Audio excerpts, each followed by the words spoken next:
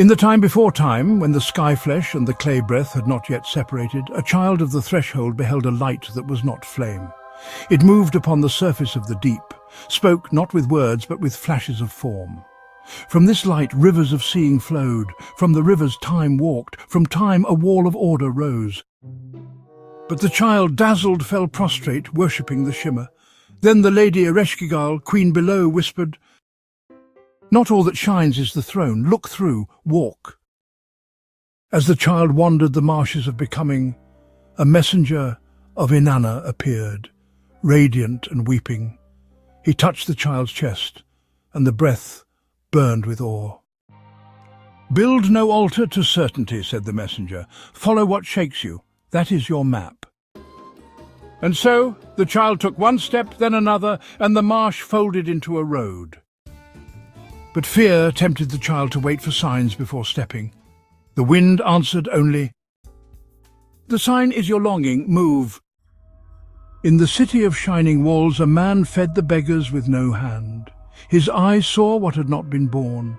The child beheld him and knew this was a story walking, not a tale told but a form lived. He moved like a sentence carried by fire. He spoke not for the ear but for the marrow. But scribes surrounded the child chanting scrolls. They whispered, "Truth lives in stone words." And the child wept until a beggar said, "Feed one soul and you will write the stars." A guide appeared clothed in starlight, offering a crown shaped like understanding. "Take this," he said, "and walk no more. All roads lead nowhere." But his shadow split sideways, his tongue echoed falsely. The child remembered the messenger's tears, and in that tear symmetry saw the crown bend inward. So the child shattered it beneath a stone of silence, and from the fragments shaped a new sigil, not to wear, but to plant. In the shadow of the mountain of mirrors, voices cried from shining idols, "Taste, rule, shine!" The child fasted. The idols screamed louder. Finally, one idol said, "If you refuse us, you will vanish." So the child sat unmoving, and in that stillness saw a moth land on a broken chalice. That moth became a symbol, and the child spoke it aloud. The idols fell silent. Grief came. The road cracked into repeating songs. "You have failed, you have failed." The child walked, but the scenery repeated, a turning loop of sorrow and dust. Until an old man limped beside him, speaking of rivers that forget their names. The child did not recognize him until the man broke bread and the loop fractured into a spiral. The child entered the Tower of Babel reversed. Inside, a cacophony of preachers, poets, prophets, all shouting with fireless tongues. But in the noise the child heard a single syllable, a name never taught, only remembered.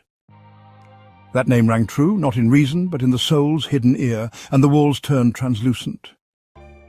One morning the child woke and the sky was gone.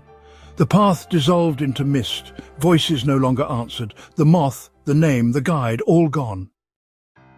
This was not punishment, it was the gate of the cloud, where only those who ask without answers may pass. And from the silence a voice like crushed wind whispered, "If you cannot walk in knowing, walk in longing."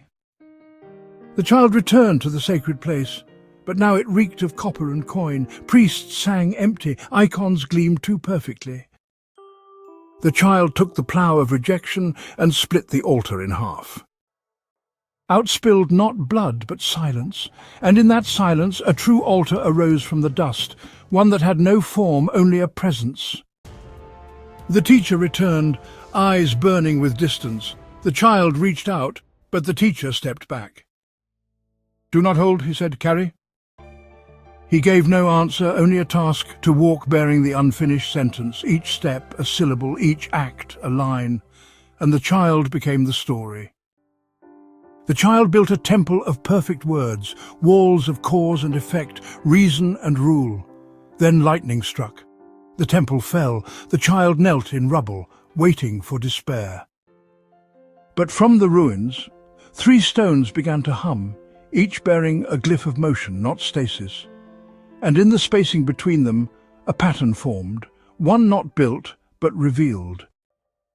The child returned to the mountain where all had begun. There lay the wounded king, pierced and waiting. Once the child had watched in silence. This time the child knelt and asked, "What pain holds you still? What dream awaits release?" And with those words the king's wound sang, not healed but opened into meaning. The castle dissolved. The child stood alone. But now the wind carried rhythm. The stars sang triads, and the deep whispered, "You asked, now walk again."